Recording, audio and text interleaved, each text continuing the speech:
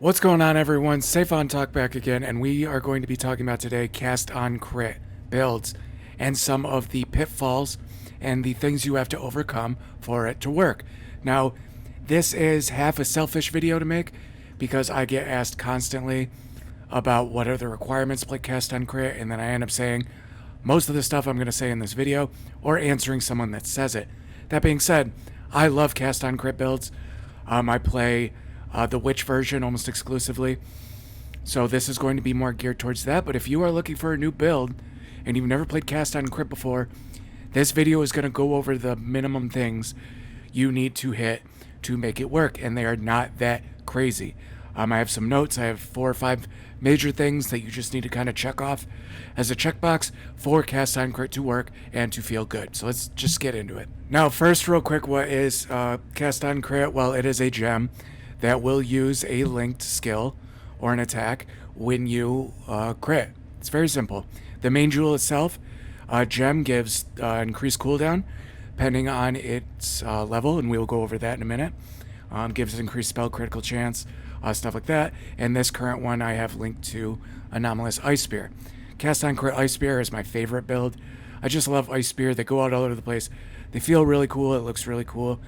Man, do I miss the Crucible tree so I can get the returning projectiles, because that looked even cooler. But unfortunately I can't because of that. But it still looks and feels awesome. So the first thing you need to fix with this is you need to be critting. And you need to be critting as much as possible, ideally with every attack, to get that to 100%. How do we do that? Well, other than passive nodes, you are going to want to get medium cluster jewels that give you pressure points and basics of pain. Both are going to give you 30%, and it's on a cluster jewel that gives 15% increased critical strike chance. So we're looking at 75 with these 3 nodes here. I have 3 of them. They are right here, and then I have a eye-to-iron repeater. You may need to use 4. The reason is because I have a Mage Blood, a Diamond Flask that will give a ton of critical strike chance, and a couple other things. But the medium cluster jewels can help you really up your critical strike damage. Another thing is, if you are playing any sort of cold cast on crit, they are probably the most popular. Ice Spear, Ice Nova, stuff like that. Your Watcher's Eye, you should strive for it, and these can get kind of pricey, which is unfortunate. The flat crit chance while affected by hatred. That is going to help a ton. Don't let that 1.43 fool you. It is not just 1.43, so your 50% turns into 51.4%. It is more than that. It is more like 20 to 25%. The last time I checked, it is incredibly helpful. These 2 are going to help you, along with any passive tree nodes on the thing. Remember, you can always click search, and you can type in crit, and you can zoom out, and it will highlight stuff that will give you crit. There's not too much on the witch side of things. There is crit chance for spells. Over here, this will also work with, obviously, Ice Nova or Ice Spear. Next is accuracy. You're going to need some accuracy. If you are not hitting the person, you cannot crit. You cannot cast the spell. You can get it very easily on gloves. This only has 105. That's actually a low roll. These were the best gloves I could get as of like a week ago. Probably should buy a little bit better gloves with a little bit more accuracy. Because of that, I am using other stuff to kind of supplement my accuracy. There is a belt enchant that gives you accuracy that you can get from the lab. I do not have it. It would be nice, but sometimes it can be either tricky to get because you have to do a harder lab, or you have to use a service on TFT to get it, or you can get some more accuracy on a jewel. For example, this jewel is decent, but it's not amazing, and the reason is because I need that 14% increased global accuracy rating to help. This, along with most, if not all, are going to be using precision. That's going to give you critical strike chance, and it's also going to give you accuracy. So try and get your accuracy close to that cap where you are pretty much always hitting. Next is mana cost. This can be very easy or very tough depending on how lucky you get with trade, if you have currency, or actually how complicated a lot of people make it when it's really not that hard. There is an enchant on rings. Non-channeling skills have minus to total mana cost. You can get 2 of these. You can also get this on an amulet. Most people just get it on their 2 rings. Now, you can... you're seeing I'm only using 1. Why is that? Because I have a Mage Blood, and I have the 24% reduced mana cost of skills. along with all that increased effect, so it almost cuts my mana cost in half on my Ice Spear. So my Ice Spear is very, very cheap, if not practically free at this point. But if you do not have a Mage Blood, which most of you will not, get this enchant on it. Another thing is you can anoint your amulet with a Essence Sap. That's going to give you a ton of mana leech. That also helps. If you have one ring and Essence Sap, that will probably work. If you are close but you are still running out of mana, and you are, say, a witch, and you go on this side of the tree, which most people will because you want this spot, and certain things over here, there is, and I should have looked before I did this, these right here gain 2 mana per enemy hit with attacks. You are using Cyclone, so you're going to be hitting a lot, so you generally will generate a solid amount of mana per cast, which is very nice. So that's another thing you can do. One quick thing that is actually information for a lot of builds. People will say, this build uses Prism Guardian, so these 3 gems do life instead of reserve life instead of mana. And using 3 of them, you need 2% of efficiency, not mana efficiency, because that doesn't make sense. We are using life. It cannot say mana reservation efficiency. It has to say increase reservation efficiency of skills. And you notice I have 2. There's a tattoo this league that is not expensive, and you can just plop it on your tree. It's awesome. Now, you will have maybe 10, 15 life after that. It won't matter. We are all energy shield, and most of us use chevrons, so cast damage doesn't go through.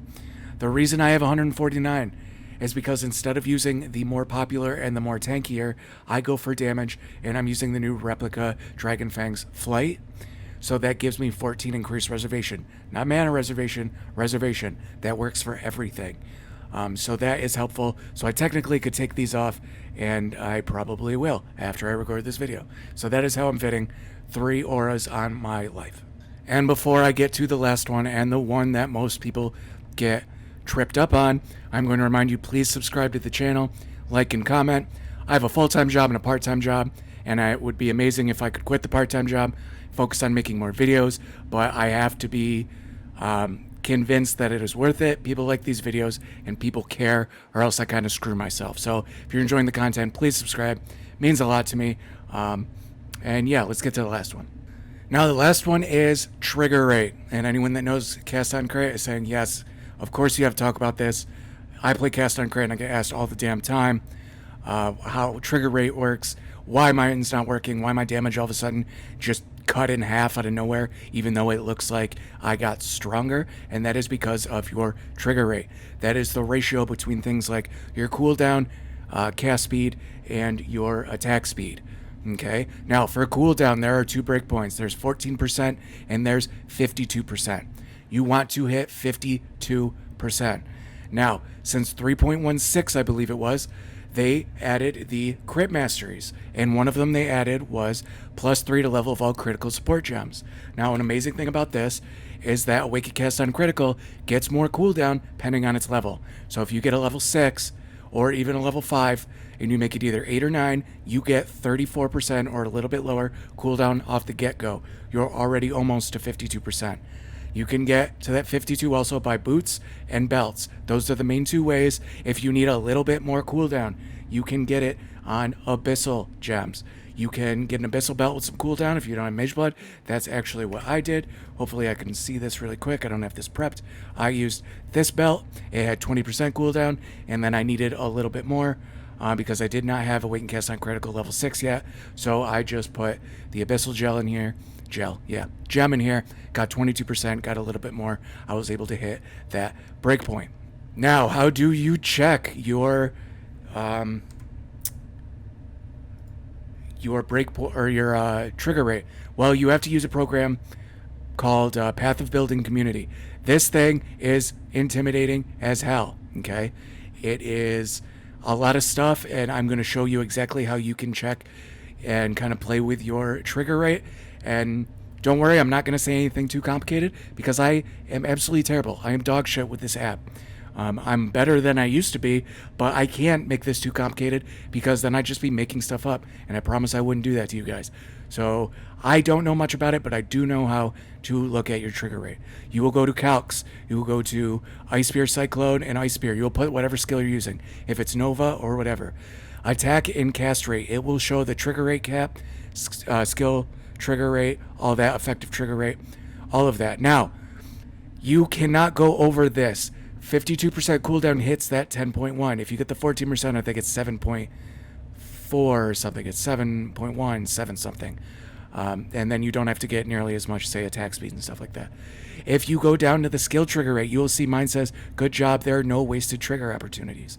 The reason is because these are very close. Now you're saying, well, yours are perfectly matched. Yeah, I know. It's not a big deal. But no, you do not have to get them perfect. Just get this close to the cap. Do not go over it. Do not go too far under it.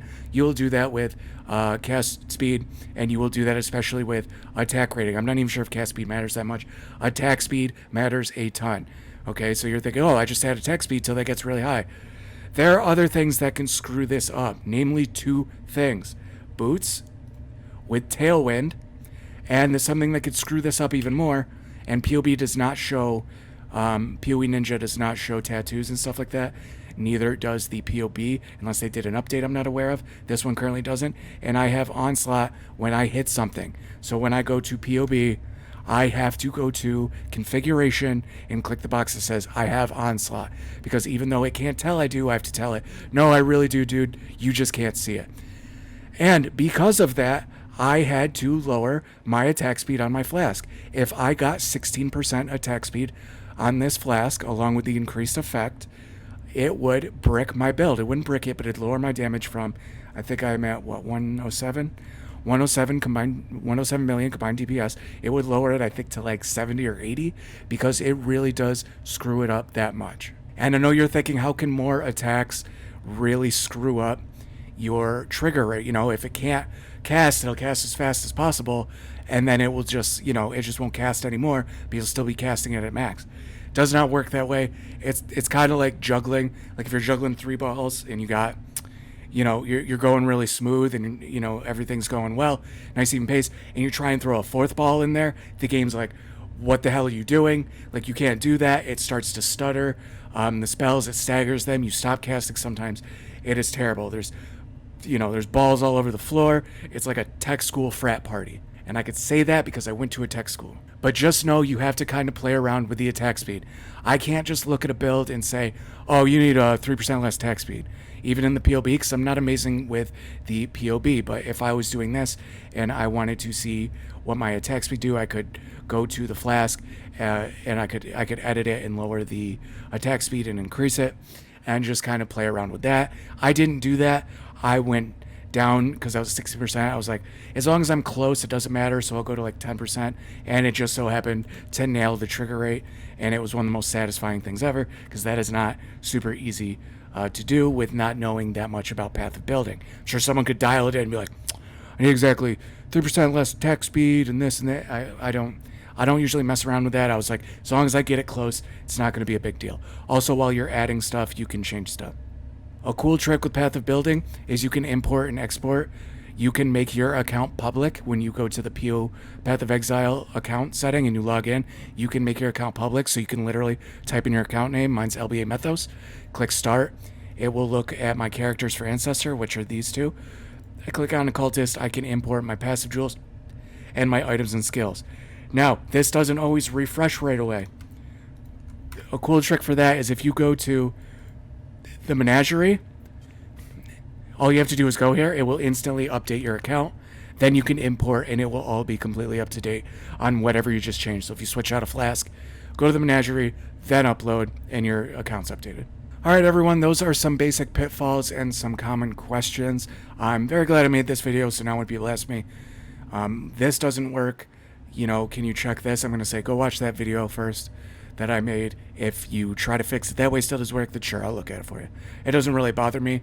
I just don't want to get too many, because people on stream don't want to see me just staring at a POB, screwing around with stuff for 10 minutes. So yeah, so I try to avoid that as much as possible. But thank you so much, guys. Remember to like, subscribe, comment, and I will see you next time.